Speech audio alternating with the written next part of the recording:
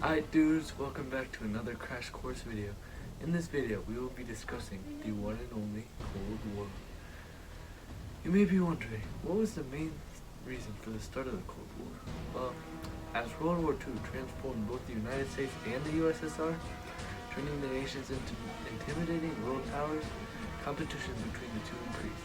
Following the defeat of the Axis powers, an ideological and political rivalry between the US and the USSR gave way to the start of the Cold War.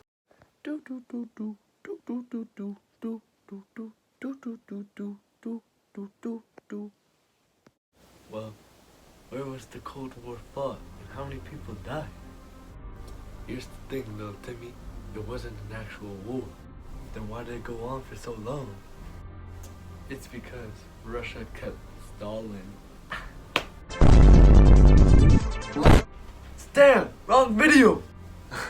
And that brings us to our essential question. Can an ideological war be more dangerous than a physical war? Theoretically, yes. If the Cold War had gone in a different direction, it could have resulted in the most devastating war in all of human history. A global nuclear war. Thanks to one man, we don't need to worry about that. Nicknamed the man who saved the world, Stanislav Petrov is literally the reason you are all here today. He prevented what would have been the biggest war of all time. Stanislav Petrov was the lieutenant colonel of the Soviet Air Force Air Defense Forces who played a key role in the 1983 Soviet nuclear false alarm incident. On September 26, 1983, Petrov was the duty officer at the command center for the Oku nuclear early warning system when the system reported that a missile had been launched from the United States, followed by up to 5 more. Petrov judged the reports to be a false alarm. His decision to disobey orders against Soviet military protocol is credited with having prevented a mistaken retaliatory nuclear attack on the United States and its NATO allies that could have resulted in a large-scale nuclear war that could have wiped out half of the population of the countries involved. An investigation later confirmed that the Soviet satellite warning system had indeed malfunctioned. Because of his decision to not launch a eventual nuclear strike on the US, he is often credited as having saved the world. What is this, dude? We got a letter in our mystery compartment? Alright, let's see who it's from.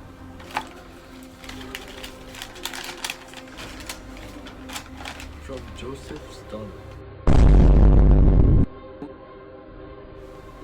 It says, when we hang the capitalists, they will sell us the rope we use?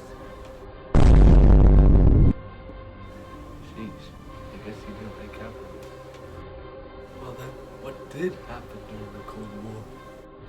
Well, one important event that happened was the Cuban Missile Crisis. It was a major confrontation in 1962 that brought the United States and the Soviet Union close to war over the presence of Soviet nuclear armed weapons in Cuba.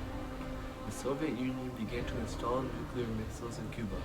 The United States refused to allow this, and after 13 tense days, the Soviet Union agreed to remove the missiles. Yeah, it's crazy, isn't it? The Cold War has some key features that define it. 1. The threat of nuclear war, and 2. Competition over the loyalty of newly independent nations. The US showed its global military dominance when it dropped 2 atomic bombs on Japan to end the war. This prompted the USSR to seek nuclear technology to discourage American aggression. The US held other advantages as well. Having entered World War II late in the conflict, it lost far fewer soldiers and civilians.